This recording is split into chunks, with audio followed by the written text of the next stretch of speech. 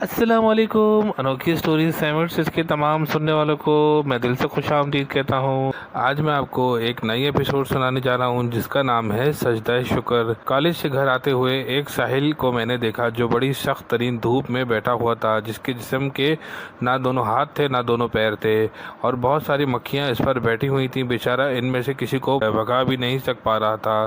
تھوڑی دیر کے بعد مجھے یہ پتا چلا کہ یہ ساحل نہ ہی تو بول سکتا ہے نہ ہی سن سکتا ہے۔ وہ بھیک لینے تو بیٹھا تھا لیکن بیچارہ کچھ بھی بول نہیں سکتا تھا۔ میں مسلسل اس کو دیکھ کر یہ سوچتا رہا کہ اس کی جگہ میں بھی ہو سکتا تھا۔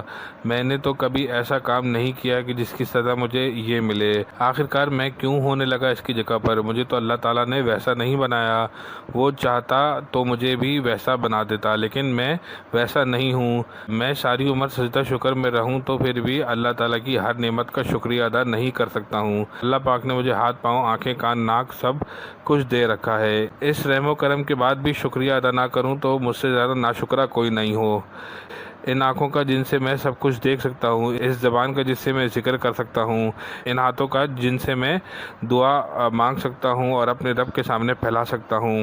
اللہ تعالیٰ کی دی ہوئی ہر نعمت کا آخر ہم شکریہ ادا کیوں نہیں کریں؟